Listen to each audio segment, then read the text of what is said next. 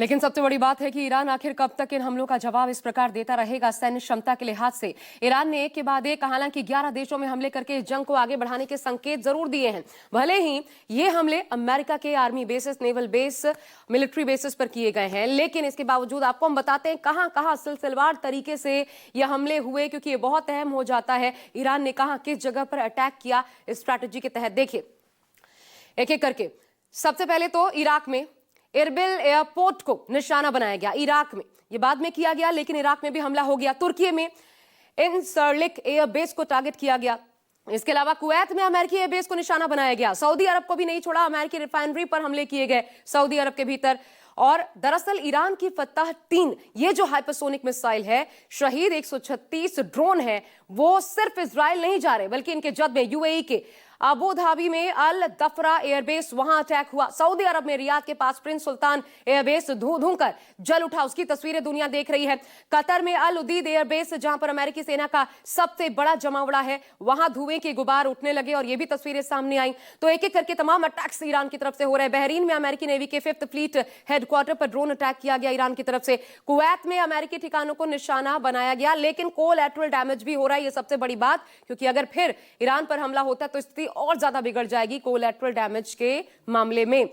हालांकि अब अमेरिका ने किस ताकत से अटैक किया है, जवाब दिया, वो भी आपको दिखाते हैं। किन हथियारों का अमेरिका की तरफ से प्रयोग किया गया। B-2 स्टील्थ बॉम्बर, बेहद शक्तिशाली लुकास ड्रोन का इस्तेमाल किया गया है अब तक इस हमले में। पैट्रियट इंटरसेप्टर मिसाइल सिस्टम का इस्तेमाल हुआ। Thar anti ballistic missile system का, F-18 लड़ाकू जेट का, इसके अलावा F-16 लड़ाकू जेट, F-22 लड़ाकू जेट, A-10 अटैक जेट है, इसका इस्तेमाल हुआ। F-35 स्टील्थ फाइटर्स का इस्तेमाल किया गया। EA-18G इलेक्ट्रॉनिक अटैक विमान, इसका भी इस्तेमाल हुआ है अब तक। P-8 समुद्री गश्ती विमान है, इसका इस्तेमाल किया गया। RC-135 टोही विमान है, यह इस्तेमाल में आया। MQ-9 रीपर्स और M142 उच्च गतिशीलता आर्टिलरी रॉकेट सिस्टम, इसका इस्तेमाल किया गया। और इन हमलों ने ईरान को अब तक का सबसे बड़ा नुकसान, सबसे बड़ी क्षति पहुंचाने का काम किया है, जिससे ईरान बौखला उठा है और चुन चुन कर बदले की कार्रवाई की जा रही है। लेकिन अमेरिका और ईरान में युद्ध से दुनिया में वर्ल्ड वॉर का संकट इसी से समझा जा सकता है कि पूरी दुनिया दो धड़ों में बंटती नजर आ रही है। एक तरफ अमेरिका, इजराइल के समर्थित देश, दूसरी ओर ईरान का समर्थन करने वाले देश। खुलकर कोई हालांकि अभी तक सामने नहीं आया, लेकिन कौन सा देश किसके साथ खड़ा है अभी तक? क्या मिडिल ईस्ट में जंग अब पूरी दुनिया को चपेट में ले सकती है? देखिए। Oh my God! Oh my God!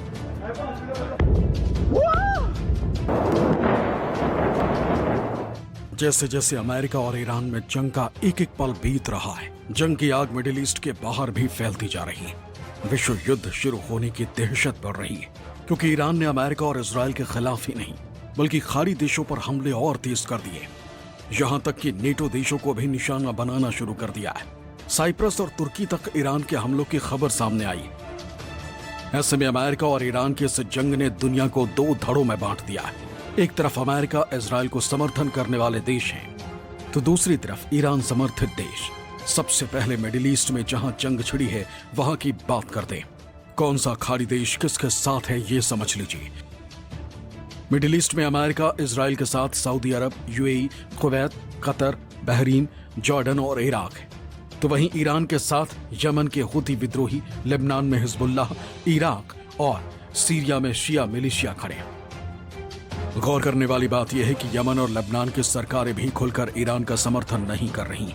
खाड़ी में ओमान तटस्थ है, वो ना ही ईरान के साथ है और ना ही अमेरिका के साथ। हालांकि ओमान ने ईरान पर अमेरिकी हमले पर नाराजगी जताई और बदले में ईरान ने ओमान पर एक भी हमला अब तक नहीं किया।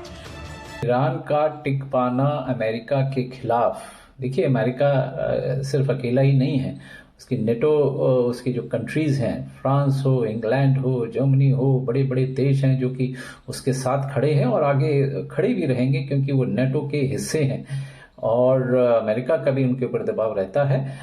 लेकिन इतने सारी ताकतों के अगेंस्ट ईरान अकेला, जिसके की टॉप लीडरशिप की डेथ हो चुकी है और काफ़ी मिसाइल्स भी जो है अंडरग्राउंड में जो उसने रखी हुई थी बेसेस में, वो भी तबाह हो चुकी हैं।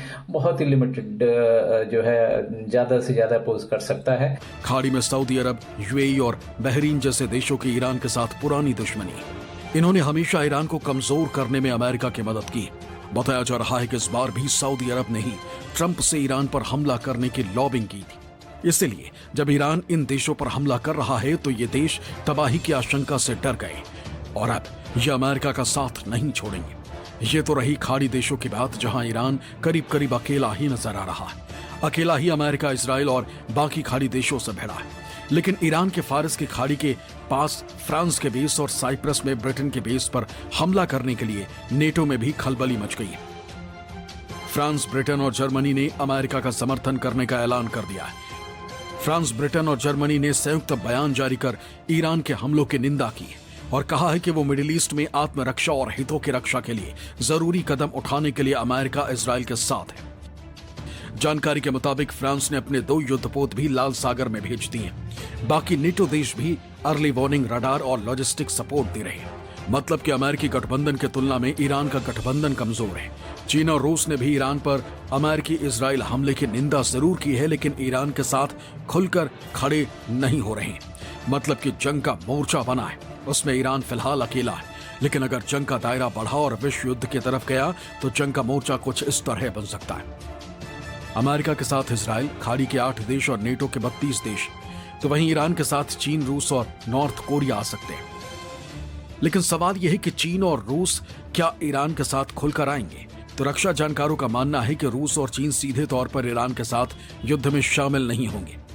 हालांकि दोनों देश ईरान के लिए जियोपॉलिटिकल शील्ड की तरह जरूर काम कर रहे हैं, क्योंकि दोनों के अपने हित जुड़े। रूस यूक्रेन जंग के लिए ईरानी ड्रोन टेक्नोलॉजी पर बहुत ज्यादा निर्भर है, जबकि चीन भारी डिस्काउंट वाले ईरानी तेल पर निर्भर है। पाकिस्तान इस युद्ध में अधिक कुछ कर नहीं सकता है, क्योंकि पाकिस्तान की फर्स्ट ऑफ ऑल इकोनॉमी जो है वो बहुत डोलड्रम्स में है, और दूसरी चीज पाकिस्तान खुद जो है अफगानिस्तान के साथ ओपन वॉर डिक्लेयर कर चुका है। तो वो वहां पर ऑलरेडी वेस्टर्न फ्रंट उसका एक्टिव है। तो ईरान के साथ उसकी जनता ने जरूर अपनी खुमैनी की डेथ पर सहानुभूति जताई है, लेकिन इससे ज्यादा कुछ पाकिस्तान कर नहीं सकता, क्योंकि वो मजबूर है। और न ही ईरान की हेल्प जो है न तो रशिया कर सकता, क्योंकि वो खुद ही एक वॉर में इन्वॉल्व है अधिक, वो भी नहीं हेल्प कर पाएगा। चाइना की हमेशा से पॉलिसी रही है, कभी भी किसी को किसी युद्ध में डायरेक्टली इन्वॉल्व होकर कभी भी उसने हेल्प नहीं करी है। अब अगर बात दक्षिण एशिया की करें तो पाकिस्तान ने अमेरिकी हमले के बाद ईरान के आत्मरक्षा के अधिकार का समर्थन जरूर किया है, लेकिन वो अमेरिका के साथ खड़ा है। जानकारों का कहना है कि इसकी वजह अमेरिका का डर है।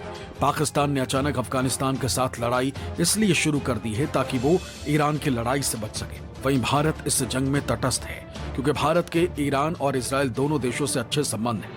इसलिए भारत ने शांति से युद्ध का समाधान निकालने की बात कही। हालांकि जंग की आग अभी खाड़ी देशों में ही फैली, लेकिन अगर इसका दायरा बढ़ा तो चिंगारी बाकी देशों तक भी पहुंचेगी और ऐसे में विश्व युद्ध का खतरा लगातार बढ़ रहा है। Bureau report, news 24।